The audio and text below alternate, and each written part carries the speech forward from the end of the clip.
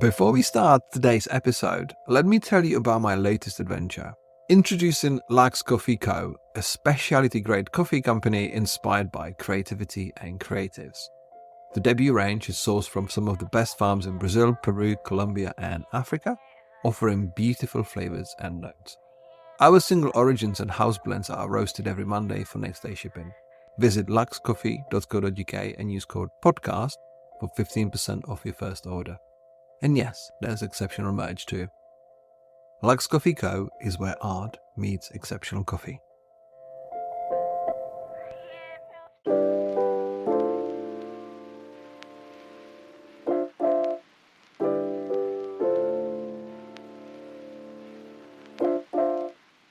I found it really inspiring, and it gives you this lovely sense of it really fuels you into believing. Whereas if you come from a background where people before you didn't achieve things, there's always this, I think to a greater degree, a sense of doubt and self-doubt, which I think can be really crippling. And I really believe that what you tell yourself is what you become. I was really fortunate that I had a little voice in me telling me that actually it is possible, and all those dreams and aspirations you have can come true, because I was fortunate enough to see the reality and the fruits of that for other people close to me. So I found that really inspiring.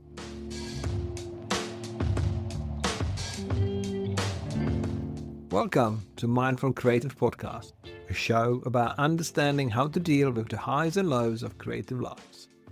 My name is Radim Malinic, and creativity changed my life, but it also nearly killed me.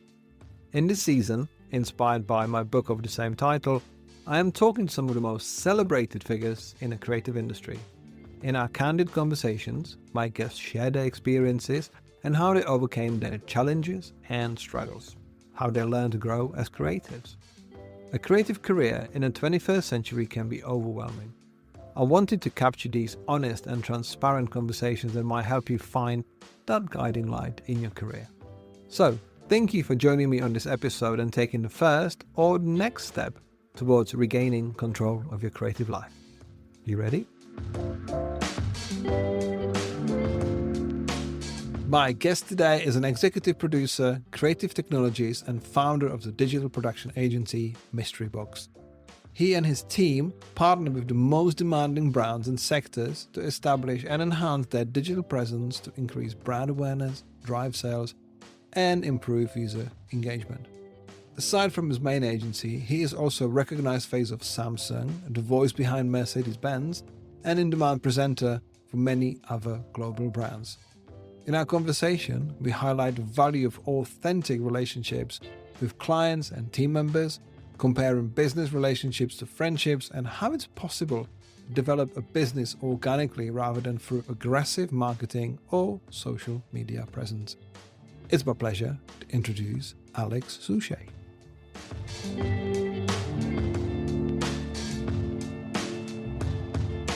Hey Alex, how you doing? I'm good, Radim. Thanks for having me. I'm so excited to have you on the show because you and I have been on record friends for more than a decade, maybe nearly a couple. And yeah, your journey has been so inspirational that I wanted to share it with the wider audience. But for those who might not know you, which might be most of the listeners of this show, how would you introduce yourself and what you do?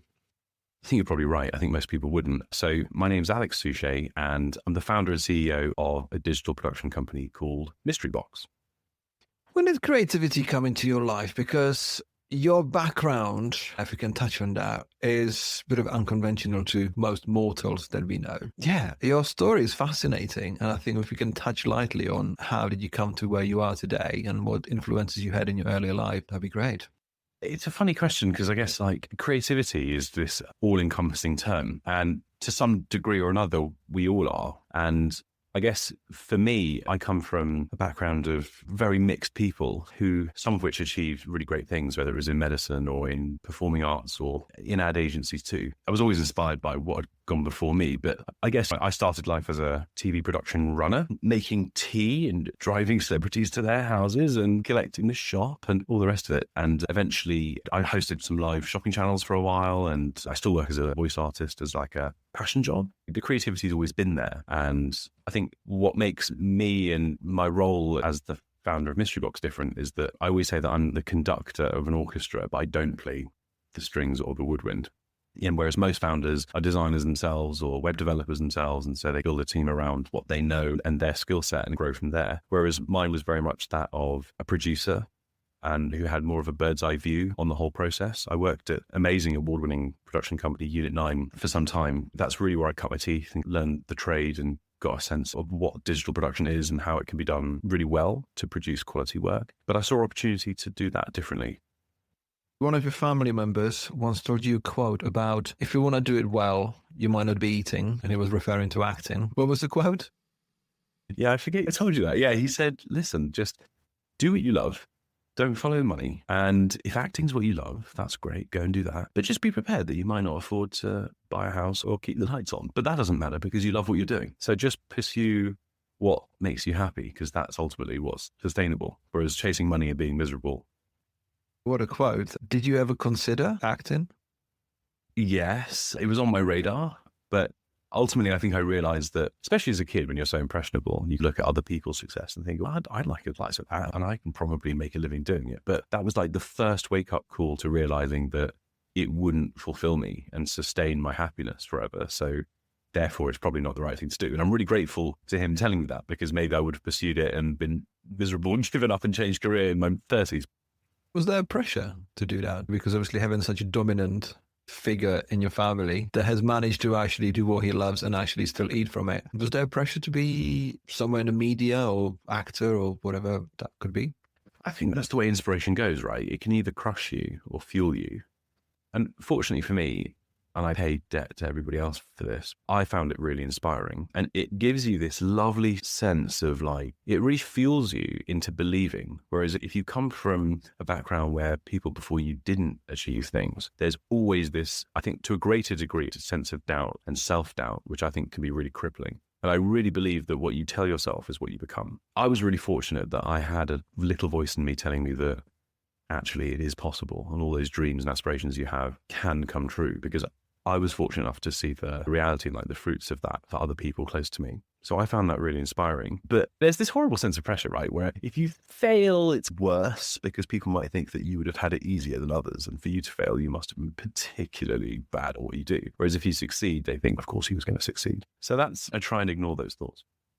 Yeah, I think when you consider the landscape now, when there's so many Nepo babies in various roles, some of them are talented. Some of them, they deserve to be where they are, and some may be a little bit less so. I really feel for those kids. I think if Brooklyn Beckham decided tomorrow to go and be a footballer, he's damned if he does well and he's damned if he fails. And I really feel sorry for them, actually. I think it's much harder than being Ian Wright, who didn't come from anybody else who had done that before him.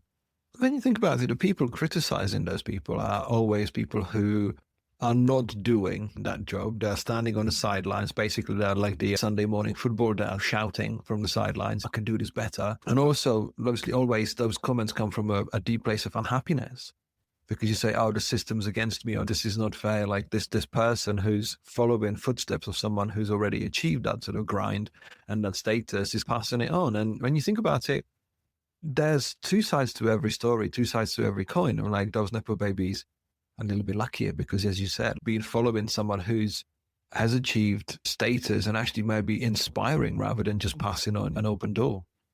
I think you're right. You're a really good example of how you arrived at your own success via an unconventional method. And I think if you look at the people who really achieve anything in this world and whatever it is that they're doing, they tend to do it their own way. And I think those that set out from the start to follow a formula, they actually don't quite get to where they're going because they're so focused on what they think their destination is that they ignore opportunity. And I know you and I have spoken about that before. I feel really strongly about embarking upon your journey, yes, with a sense of direction, but equally with the openness to letting the wind take you where it takes you. That's where I think we've spoken about, I think I called it like opportunity theory, right? The red car idea. Yeah, because when you think about it, like if you don't have those breadcrumbs to follow, you're the one leaving the breadcrumbs for those behind you. Like obviously we always leave a trail of inspiration, body of work, really some sort of proof of what we've done that inspires others. And if you're not sort of first person in your family or in your own story doing this, You can't complain that you were just not as lucky as somebody else, because as you just said, that following someone's success might be actually a bit of a hindrance because you expected to be some version or some impression or some quality of someone who was here before you. That's true. Some people go about their work quite quietly, and so not many people know what they do or how they did it, and so it probably inspires fewer people. I'm also conscious that we talked about red car theory, and listeners might not know what that is. I don't know, maybe it's this really well-known thing, and I'm just explaining something that everybody knows. All right, let's get into that quote, because I think that quote is what I call the anatomy of opportunity, because what you described on our pre-call a long time ago is something I didn't actually hear before. So how would you describe the anatomy of opportunity? I'll keep it short, but it's this amazing kind of analogy for how luck works. So if I ask you to look around the room that you're in now and take note of everything around you that's red. So just look around now and everything that you see that's red, and then close your eyes. And now I want you to tell me what you saw that was blue. You're probably completely blind, right, to what those work. And I think this is how luck, in quote unquote, and opportunity works, that if you set out with this blind ambition for solely this North Star that you've decided you're going to follow, you actually switch off your awareness to other opportunity that might come your way. And I think that would be the biggest piece. If I could give a nugget of advice to anybody, it's have some direction, but also be open to Lady Luck, because that little example there is exactly what I think humans call luck, but it isn't. It's spotting opportunity. What you're describing quite eloquently and beautifully, I think they call it a selective attention, because I think there was an experiment with a theatre play.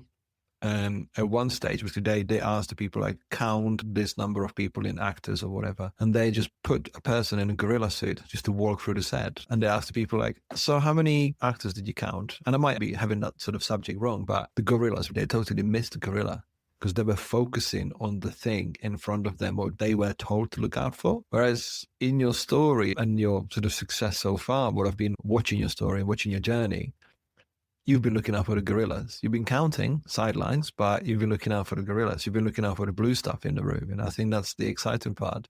Thank you. But it's honestly not an intentional decision necessarily. I just think I've never been the best at conforming. And so it just happens, I think, and it's really not served me well in institutions which have a rigid structure where there's an expectation of you, like school or whatever. So I would never sit here and say that's the best way to be, but it was just the way I was built. And fortunately, I think this is what we all need to do for ourselves, right? Is to identify what it is about us. What skills do we have? And what are the things that we can use about ourselves to make a success of ourselves and be happy? I think my mum always said to me, actually quite young, she said, you only have to be an expert in something.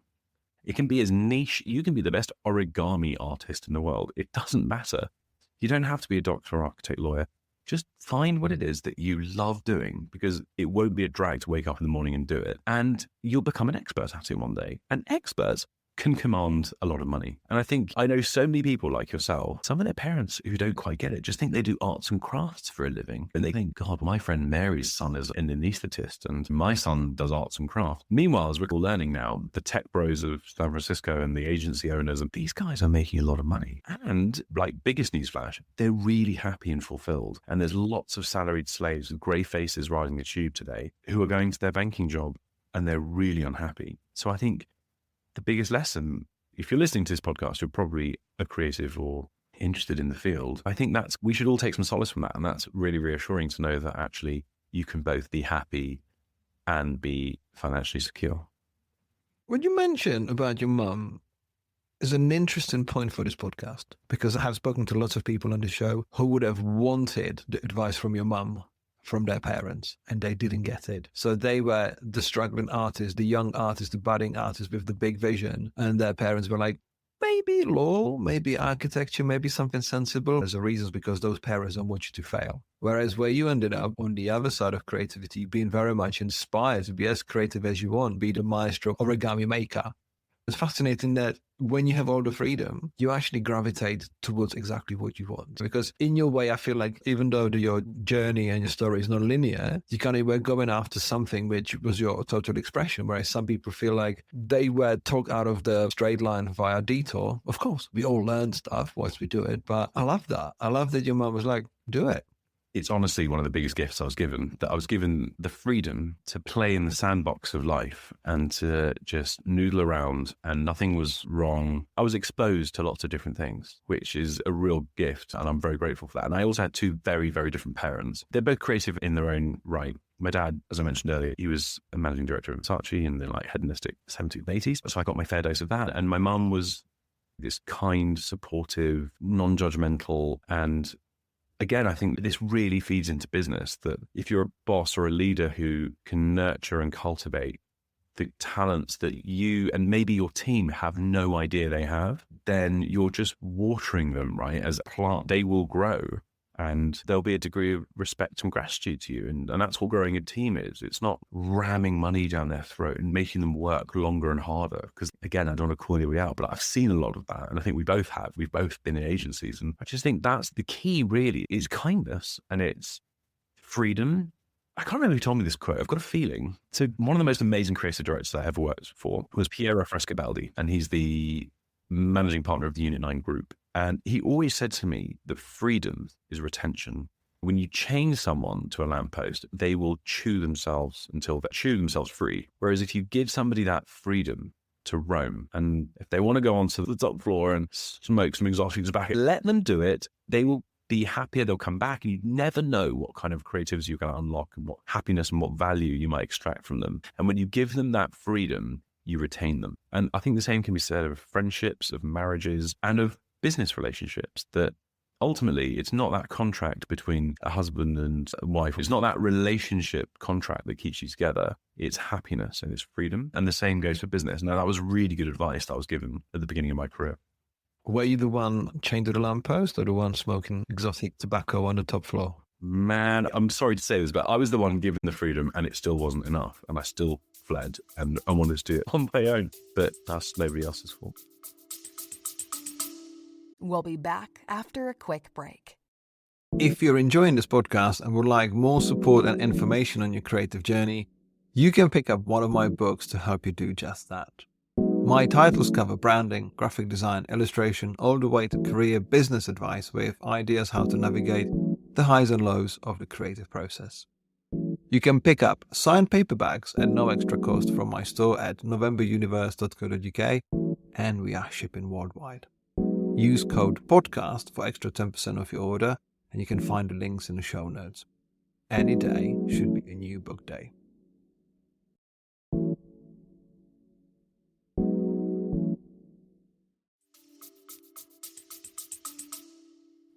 I'm glad I asked that because you mentioned a few interesting points, and there are three of them: money, happy, and freedom. And the freedom you're describing, I think for some creators who like discipline, it's ultimately a bit corrosive. Like, its freedom doesn't always provide the freedom that some people dream about, because in a way, you feel like you don't want to conform, like you want to blaze your own path in a way. But the freedom ultimately, I've always tried to sort of liken freedom to a riot. You can start a riot and it feels freaking awesome. It's like you can do whatever you want, however you want it. But then you realize, where are we going with this riot? Like, we actually need some sort of idea of like where this goes, because in the way of non-discipline, like the freedom to do anything can actually make you ultimately unhappy.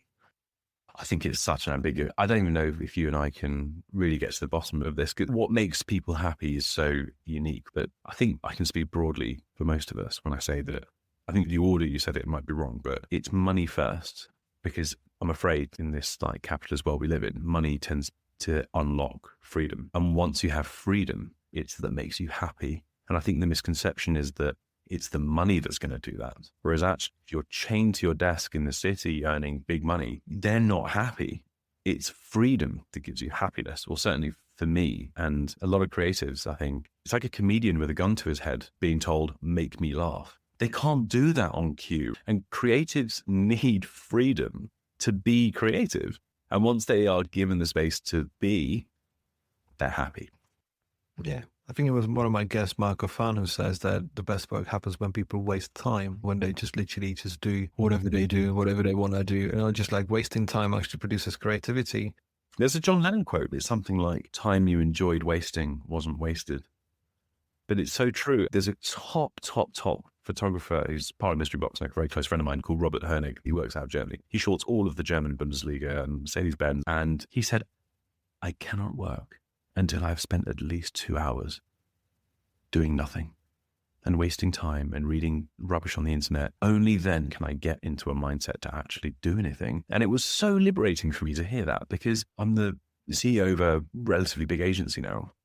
And I feel like I should get to my desk at 8:30 in the morning and I should be able to flick a switch and do some work. And I am crippled with, other people might call time wasting, but for me, it's like an integral part of my process. I have to bounce the ball and read the stupid article and research that thing I don't need and mess around and get distracted by suddenly needing to repair the lawnmower or whatever until I can actually do some work. Yeah, I can totally understand and relate to needing to just to spend time doing nothing for a little bit, because you're closing one door and you're waiting for the other to open. I think there's definitely a way of justifying, not even justifying, feeling like you don't have to justify the time when you want to switch from one side to another, because I believe there is a way to be creative on demand, but that is years down the line. If you don't know what you're doing, it's almost like, imagine driving a car for the first few times. I'm not going to be asking you to do handbrake turns with drifting around a roundabout somewhere, wherever you want to imagine that to happen. You're going to do it slowly. But after 20 years of driving,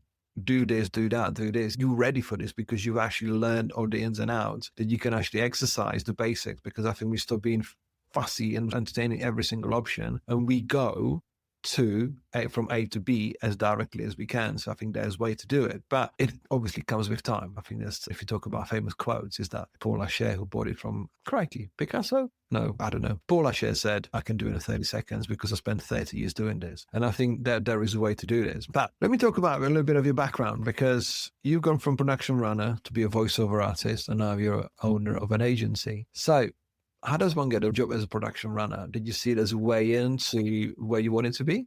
I was interested in TV production and I thought it was really fascinating. And I was really fortunate to have a stepmother who held a really senior position at the BBC. And yeah, she helped introduce me to somebody to get me that runner's job. So I worked on Cash in the Attic for BBC One for I don't know how many seasons. And it was great. And actually, what's so cool about that was it's creative production. That was for television broadcast. And what we do now is creative production, which tends to be for the web, however that's consumed, whether it's video or web applications or logos or whatever. And so it really gave me that first foot in the door of understanding all the cogs and the mechanics of that. But that's how I was given my first job. How did you start using your voice? Because you become a voiceover artist. I know you were a presenter on some of the channels, and then you become a voiceover artist. Did you ever feel self-conscious about your image or your voice, or how did you join those dots to say, I want to be not behind the camera making tea and picking up shots, but actually, you know what, I'm going to stand in front of it? For sure. I think, like you said at the top, I've known each other for a really long time. So I'm really comfy telling you that I think being uncomfortable and that sensation of self-consciousness is a running theme, I'm hoping, through everybody's life, and it's not just me, but to one degree or another. And I always felt like being in front of a camera was like my secret skill that I knew I could do to a degree that the nerves didn't cripple me. I think it was Muhammad Ali. He was asked if he gets nervous, and he said, of course I get nervous, but it's just my body's way of preparing me to do my best. And some people, the nerves, I think Rocky says it brilliantly in Rocky 3 or something. He says, your best friend is Frankie Fear. If you don't control him, he's going to burn you up. But if you control him, it's going to make you hot. And I always thought about that. I knew that I could be in scenarios that were scary for other people, but I could control it. Doesn't mean that you don't feel the sensation of nervousness and insecurity and self-doubt. And that's hard, especially when you are literally 22 years old and you're on live TV with 6 cameras and you don't actually know what you're doing. That's really hard. But like anything, the more exposure you get to something, the kind of more comfortable you get, and that grows confidence. And I think with confidence comes like an authentic sense of self. So that really helped. And I think the same goes for my role at Mystery Box. I think there are many founders of comms agencies or digital agencies or dev agencies or whatever they are who weren't on the tools themselves at some point. They were all comms experts or web developers or designers. And so for me, the big insecurity, certainly for the first 5 years of Mystery Box, was this sensation that maybe I didn't belong, or that imposter syndrome. But that kind of success helps allay those feelings of self-doubt, which is good. And I think I also came to grow a sense of understanding of my role in the process, that actually I'm a really good producer. And I hate the phrase entrepreneur because it sounds so money grabbing, but I can put a deal together and make sure everything's profitable, but the client's paying the right money and that the team are getting paid well. And I can, thank God, I now have a really good team who help bring that production process from concept to delivery, but I can do that and that's okay. And that justifies my role in the process and that I'm not some kind of charlatan.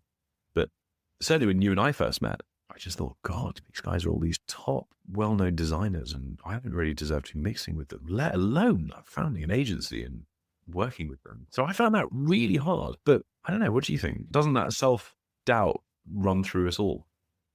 I think this feels like we're doing an episode of What Quote Do You Remember? Because there was a quote that you told me ages ago, which said it was a quote about money. And you're talking about someone famous. I think that person was nondescript. And this person was very rich. And they asked them, so what does it feel like not to worry about money? And they said, I just feel in that void with worry about something different. Like that we just need that sense of survival, that sort of survival instinct and those kind of problem solving in our lives. So if you tick off one box, it doesn't mean that all the other boxes disappear. Because you talked about the feeling of not belonging, being 22 in front of cameras, not knowing what to do. How long did it take you to self-accept your space? How long did it say, you know what, this is who I am. I'm not Fiona Bruce. Because self-acceptance takes time. I know the years potentially where I self-accepted myself when I realized this is the life I'm living. I'm not living a version of someone else's life. This is my life. And you accept elements. So how did it feel for you? I feel like the real answer is so gauche, but I think for me, being financially successful was in many ways more validating than I anticipated it to be. Because I think we all start off thinking, how I feel about myself is how I feel about myself. But if I had money, I'll be happy. And for me, it was not the case. It was, gosh, making money gave me a sense of self-validation and it contributed to my happiness absolutely zero, which was a surprise. It's also validating because when you set out to build a business, the money is the measure by which you can arrive at the conclusion of whether or not you're doing well or not, or whether this works or not. Because I think building a business is a bit like raising a child and sending it out into the world. And when your business does well, you think, okay, that validates my initial decision that doing this was a good idea and that this works. And without sounding soppy, seeing the people you hired at the very beginning, which I still have 12 years later, seeing them put deposits on houses and have families of their own. And that was really validating. Oh, do you know what? I've made a very small but very positive impact on people beyond me. And that was really validating. That sounds very great, because I think what you're describing is the happiness of service. You've actually helped someone. You've given someone chance outside of your own circle or your own life. Obviously, you actually influence other people's life. And this is where happiness is almost often misunderstood because, as you said, in the order money, freedom, happy, there's a lot of very rich people being very unhappy because they don't really know what to do with themselves or worry about it stuff. And yeah, being able to provide for others and build a team around you, that's what counts. So I want to put a bit more color on the story that you started talking about is how you and I met, because at first we were business partners because you were my agent. You were representing me as an illustrator and a designer because that was the first incarnation of your business. How did the idea come about to throw yourself in the unknown? Where did you come from? I wish you didn't ask me this, but it came to me watching like the X Factor or something in 2010 when it dawned on me that Simon Cowell was getting us somebody on stage and then getting nobodies on stage with them. And then under his ownership, the nobodies became somebodies. And that became quite a natural way to evolve and grow. And I thought, okay, I'm not a designer, I'm not a developer, and I've got no clients. How do you start an agency? So yeah, I decided to work with people like yourself and to say, listen, I'll be your agent and I'll manage your financial affairs and negotiate the deals and the contracts and be the go-between between you and the client. And once you've got 6 or 8 or 10 great designers like you, every now and again, the clients will come in with a job that's actually not appropriate for any of you. And then I'd go off and find another designer who it is appropriate for. And then lo and behold, they join too. And then suddenly you've got such an influx of client requests that there was that really natural opportunity to be an agency in Mystery Box's own right. And then we were just a design agency, and this suddenly made sense. Maybe we should go into development too. And then suddenly dev and tech is 80 and probably 90% of Mystery Box's business today. So I think that really calls back to what we were talking about earlier, where I really went where the wind blew. Had I started off saying we are going to be a design agency and only represent artists, we would have gone bankrupt around, I don't know, whenever the world changed. And I think that if I could hammer that point into anybody's brain, it would just be flexible and creative and just go where the wind takes you. Opportunity whispers, it doesn't shout. Do you know what I mean? Yeah, absolutely. And I think it goes back to that red car, blue car, because you and I, although we worked together and we did quite a few projects together, I was at that stage where I was very much about like signature style. This is me. This is my expression. This is what I want to do. I don't want to do things that I might potentially regret because they're not my style or they don't make me happy. There is a lot of clinging on. Has been, will be, there will always be people doing the thing because it's their signature style. And some people can build very lucrative careers on their signature styles, but they don't always evolve as necessary with the world, which is exactly what you did. Because I remember us having a conversation. You're like, I'm happy to do this and that. That's scavenging. But you were just like, I'm happy to do this. I'm happy to do that. Because that was your incubation period. You were actually learning about so many like varied things, right? If there's a fiver there to be made and everybody's happy, let's make the fiver and grow from that. And I think what you've just said is so important, and we'll be careful here, but there are other very well-known designers who did the opposite, had their North Star and did exactly what you just described, where they were like, that's my style, that's what I do, I say no to anything that isn't. And they've all gone and had to get a job. And so I think that's what defines you and maybe me and other people who have longevity in whatever industry they work in, is that they don't have that rigidity. And that, I think, takes a degree of, it's brave, isn't it, to step into what you don't know. Certainly, like in your case, for you to say, okay, I'm going to go and do something that hasn't been my jam ever. I think with the people who don't evolve or run out of the runway with their sort of style, that's their choice. That's how some people just work, because obviously people like us or people like you and I, we are potentially differently hardwired. It's easy to think that what you've built for life, only to realize that everything changes as much, much quicker than you would ever imagine. I'm sure you find in your business that the systems and the processes you've had, let's say 5 years ago, are no longer valid. Like things you did 2 years ago, especially in the world of digital, like lots changes really quickly with protocols and PHP, whatever scripting language, a lot changes. And I think when I look back at the career that I had, I'm glad that I spent time on my signature development. And I'm also now glad I don't care about my signature development, because the signature is in one way or another there because I'm still a person directing the work or doing the work. But wait a minute, there's wider opportunities. It's just a cognitive and it's a mindset shift. Like, you know what? There's other things I want to pursue. And actually, the fiver that you described, okay, let's make a fiver this way, or let's make a fiver that way. Because in an artist way, we're like, I don't think I like the color of the five. It's not my favorite fiver, therefore I think I'll pass and wait for tenor to come my way, and that would be my color. You're thinking, you know what? That's their choice, because how long have you got time to wait for the color of the tenor that you want instead of the fiver that's in front of you, you know? I think you look at like musicians, you can't pump out 9 albums of the same stuff. They grow and evolve, and that comes with a degree of risk. Am I fan base? Can I have this completely new sound I'm trying out? And I think the same for Mystery Box. For a long time, the clients were Apples and Harry Potters and Warner Brothers and James Bonds and all these cool. And now we do a lot of work for a major government. And I see that as not a sort of like a reshaping of our brand and our output, but a challenge and an opportunity for growth. And that's surely what defines creativity. If creativity is for sale, then surely creativity must be for sale. And it shouldn't be dictated by what we deem to be our flavor of what we serve in our restaurant. It's about challenge, and where you're challenged, you grow. And where you step into new territory, unexpected greatness and indeed failures emerge. And I think that is the key to success and to happiness and growth and longevity. Your role of a conductor, did you ever feel there was a natural way to do it, or did you have to teach yourself like how to actually conduct your little orchestra? I partly had no choice because I was what I was, and it came naturally because I knew I could connect with people. I knew I could lead a team. I knew I could sell to the clients externally, and it was just that kind of feeling that the shoe fit really well.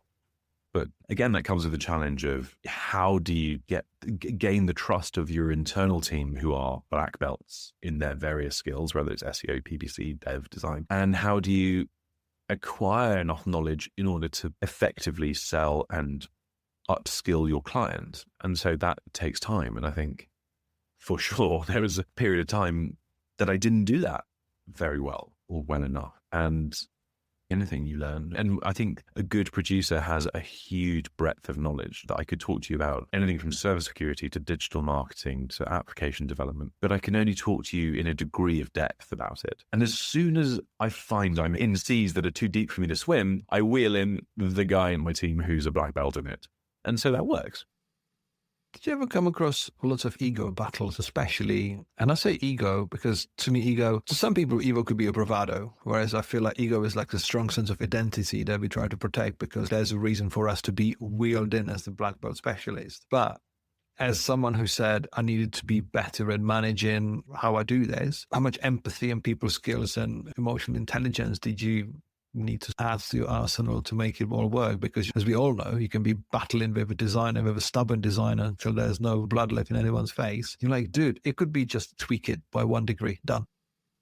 I would say that, what I lack in IQ, I think my black belt's been EQ. So I've always felt well equipped to manage that kind of person. But interestingly, I find like the most talented and skilled experts in whatever their field have the least ego, actually. And it's often the ones that make the most noise that actually have the least to say.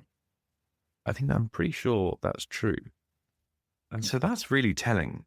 When I think of the best people I know at whatever their skill is, they're actually very shy. They're not comfortable talking to the client directly. And they'd much rather be in their jammies with their cat on their lap, with their headphones on, writing unbelievable code. And they don't want to argue and debate and shout about how great they are. And so that's my job. I just need to get the nuggets of information from them and translate it and present it for them.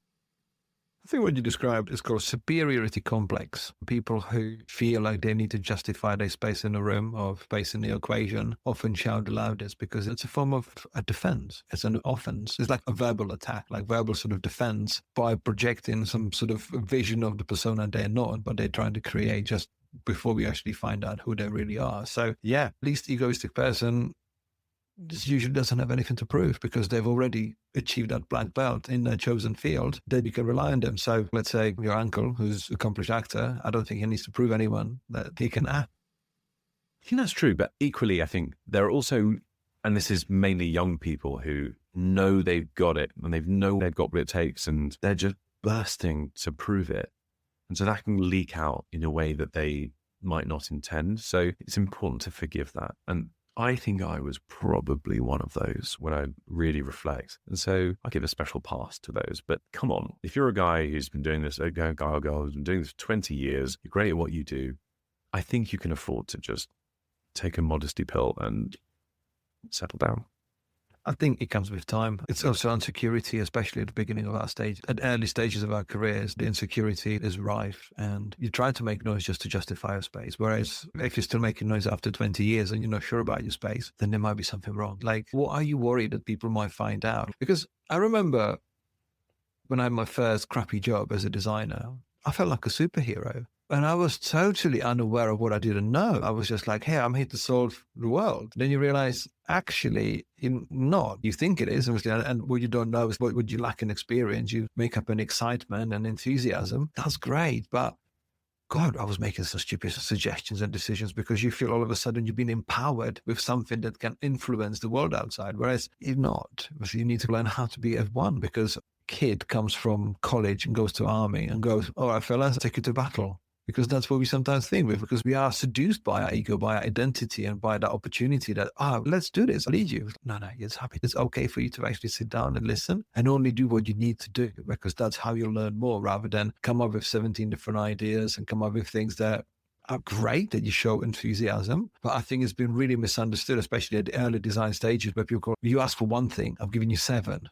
Okay, shows you thinking, but it also shows you that you're not thinking because you only need to do one thing. You do it well. That's what we ask you to do. And if you have any suggestions, it would be great to have, because I could never really understand working with older clients when I was younger. And they're like, this is what we want. And I'm like, of course, when you're younger and snooty, you're like, yeah, that's a piece of shit. Why do you want that? That could be so much better. And then I realize, why do you want this? Why do you want this? Why do you want this? And then you get 20 years older. You're like, I totally understand why they wanted just one thing, because they've already validated 19 others as invalid. And it just makes you think, oh, there's time to shut up and actually listen, because it's so much easier to get the job done by just doing what's been asked for you. Because unless you lead in the orchestra, even as an orchestra, it's going to be jamming in some extra style. Oh, let's have a guy playing the keg from Slipknot in the middle of BBC promos because that's a good idea. You're not going to suggest that. You go with the flow, but you try to do best out of what you've been given. And that goes back to freedom and the limitations, that if you have freedom and limitations, that's the best place to be. Because again,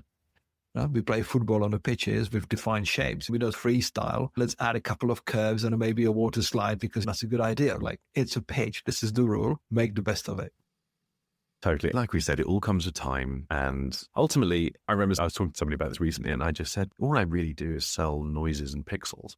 We're not changing the world here. Just enjoy it, behave yourself, and the rest will work itself out. So with the people that you work with and the stuff that you do, obviously we've worked together on the Harry Potters and the Bonds and stuff. And it can sometimes feel like a surreal marker in the sand when you arrive there. You're like, okay, we've done this work for Warner Brothers, we've done this and that. But primarily, it's just about understanding how people work and how the work works, because it's just like that one skill set and you can apply to different clients with different ways. Definitely. I think it's key in a team to have a variety of personalities and skill sets. I think a team full of Alex Suchets and a team full of Radim Malinic just wouldn't get off the starting line. And I think, who is it? Was it the SAS? I can't remember what I was watching, but they said something like, these top Marines would so much rather have a man or woman next to them who is loyal and kind and likable, but actually not very talented, than somebody who's really talented and they don't feel has their back or that they don't have a close rapport with. So I think that speaks to the importance of happiness in a team and of respecting each other's boundaries and expertise, but also about our differences.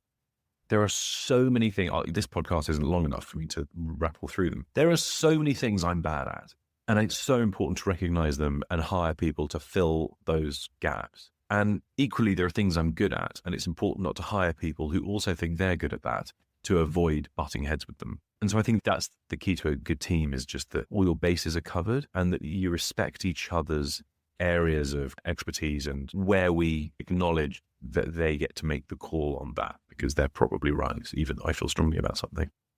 When you say with the work that you're doing, which is not necessarily driven by style or any sort of visual signature, is it difficult to have a North Star? Is it difficult to know where you're heading? Because this would be listened to by a lot of people who have done sort of visual North Star. Like they would have the dream list of clients written down. They would have some sort of work that they've seen done by others and they'll benchmark it. But with what you do, and I know you growing year on year without people knowing really too much about what you do because you've got no social media presence, very minimal. You don't clown around about how to do this and that, but you focus on the work. And I think you are one of the prime examples of you don't need social media to be successful. In fact, you need to be in the room looking at the blue and red cars. So yeah, in terms of your growth and stuff, how are you driven and where do you see where you're heading?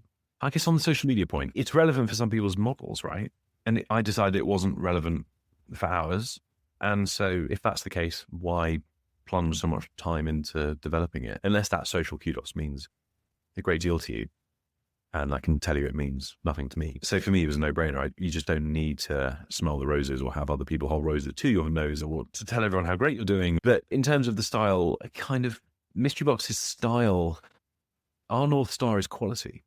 It's profitability, it's quality, it's nice clients who want your advice and who value your expertise and who have interesting problems and challenges that we know we can solve. And it's about having the integrity to decline the opportunity to work with people if there's a shred of doubt that we wouldn't do it to a world-class standard, because it's not worth our reputation and it's out of respect for them and wanting the best for them. So where's Mystery Box going?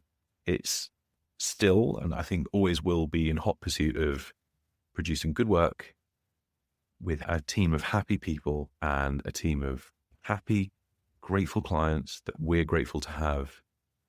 And if we can keep growing, that would be great. And if we stagnated, we would all be very grateful for that too. And it's about going where the wind takes us, because in 6 months' time, I might have a different answer. You mentioned quality, not producing good work, not good pursuit, because that's where the happiness comes from. Because it's the edges or the catchment area for happiness is much wider, because you don't necessarily hoping that you will get a client who says, yeah, I really like this in your portfolio. Can you do this for me? Because that's where the trouble and muddle starts. You don't do a repeat over repeat, because when you open yourself to opportunities, you realize that you find the good, the profitable, and the happiness in something you didn't even know existed. Because if you close yourself off to most of the opportunities and you're waiting for something that will just tickle your ego and tickle your sort of happiness from inwards, then I think that's hard to achieve. So it was a nice answer that when you said, this is where I'm heading with the studio. Because for those that rely on social media or believe that social media is that sort of magic tree that will find them sort of pathway to new clients, how do you work with new clients? How do you find new clients? How do you find new opportunities? How do you make it work? I'll use the analogy that clients are like friends. You don't go out into social media looking for friends. You make friends by being kind and by being open to new relationships and by treating the existing friends you have really well, because then they'll introduce you to their other nice friends and then you make more friends. But you don't go onto social media saying hashtag kind, hashtag loyal, hashtag, looking for friends. So I always believe that the best relationships occur organically, and you've got this client you do so well. And do you know what? Maybe they move job or they go somewhere else and their first call is to you to pull you in, or they have to make a recommendation to this other business owner they know. And so for me, I think the best relationships were acquired organically and without having to pay to run ads to convince them, because you're already on the back foot as an agency if you're in this position of selling to them from day one. If you're on a date with someone, you don't sit there and say, I'm very kind, I'm very funny, I'm very loyal. You demonstrate that by being funny, by being loyal, and by being kind, right? You're robbed of authenticity and like your sincerity from the off, in my opinion, if you're just blasting LinkedIn and Instagram to get your clients. So it's always been my belief that you attain clients via a route of authenticity, because then the relationship starts on the right foot and you want each other equally, instead of the agency just, or whoever's getting paid, the payee, getting to keep them or to convince them to part with their money, because then you're just stuck in this cycle of proving yourself. And if it suddenly doesn't become a relationship and a shared journey to create quality, actually, at that point. That's my opinion. I could be wrong. I like how you said you don't go on social media to look for friends. You don't do that. I don't do that, but lots of people do that because unfortunately they haven't forged those sort of seeds. They haven't planted those seeds to grow them in a compounding way. The future of the world is, in a way, if you look at the world of social media, the world is obsessed with new business. Like, how do I grow? What's my numbers? Because lots of people don't know they're enough. And not knowing you're enough, it's very, very, very distracting thing. So when you think about your process, or when you think about how you've grown this stuff, it's a beautiful way of comparison to the dating, like the first date, when you said you don't go on a first date until I'm caring. When you watch the dating shows on TV, which sadly, I'm a passive viewer of these shows because when my wife works in the evening, she puts an easy watch on the telly and it's usually like some trash like Married at First Sight or Love Triangle. And because these people are longing for something, you can almost see how much work they need in therapy and reassurance that they're enough, they're okay. But you can see how those shows are casted with broken people or fragile people who are hoping that just because they were paired up with a stranger, that they will have the best sex life in the world, they'll have the best parenting in the world, that like everything will be rosy. People go, I was coming here to find real love. I'm like, Jesus. I'm like, I don't even go to a shop hoping I'll find an avocado that sells avocados. This needs to grow organically. When we actually get a new conversation with a new client, we're like, oh yeah, and we are great at this and great at that. But there is so much aligned with the dating world when it comes to creativity when you are not sure what you're doing. Because when you are comfortable in your shoes, you're like, yeah, that bit, we're going to give it to somebody else, or we're going to find you somebody else. That you are honest. You're truthful. You will say, that's how we work. When you haven't got it sorted out, you work with everyone and anyone and you make a mess of it, just like in your dating life. It's relationships, right? It's all relationships. It's relationships with your colleagues, your clients. And just imagine a client coming to you and saying, please work with us. Please, I promise we'll pay on time. And I promise to work. It just feels odd, right? Let things happen and let the wind take you where it's supposed to go, and just enter all these relationships offering to give more than you're trying to take. And when I think of like our loveliest clients, there's such a strong sense of trust in each other and of mutual gratitude and respect. And I think the same goes for the best friendships I have. And we all know this stuff. It's inherent to us all, but we seem to apply a different rule when just the transaction of money is involved at the end of a process. And I wonder if that's a mistake. So to lead us out, what would you say is the main problem you solve and that you feel like you found a solution to it?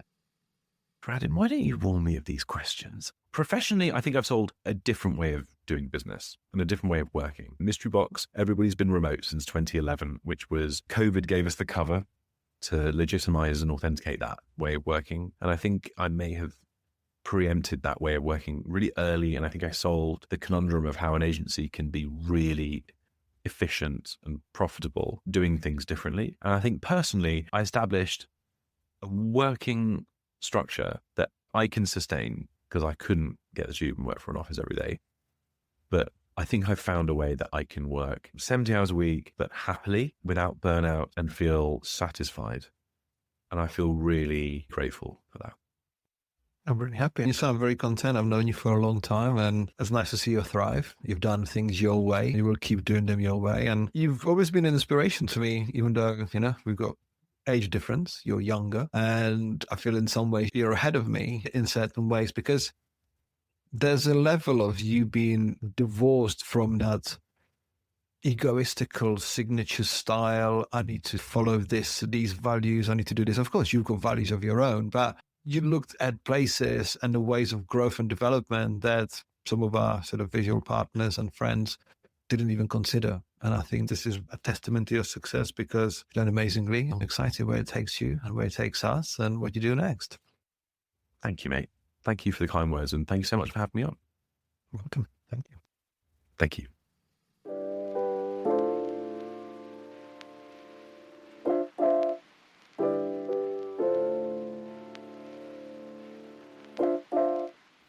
Hey, thank you for listening to this episode of Mindful Creative Podcast.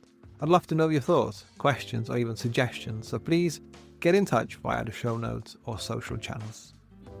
This episode was produced and presented by me, Radim Malinic. Editing and audio production was masterfully done by Neil McKay from 7 Million Bikes Podcast, and the theme music was written and produced by Jack James. Thank you, and I hope to see you on the next episode.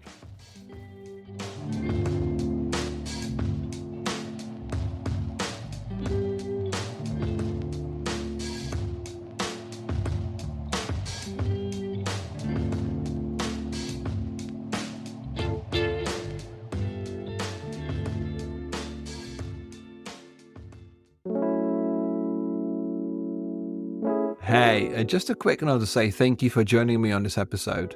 If this is your first time or you're a regular listener, please take a minute and rate the show on your chosen platform. A short review helps every show to be more visible to new listeners and provide them with value. So thank you for helping out. Thank you.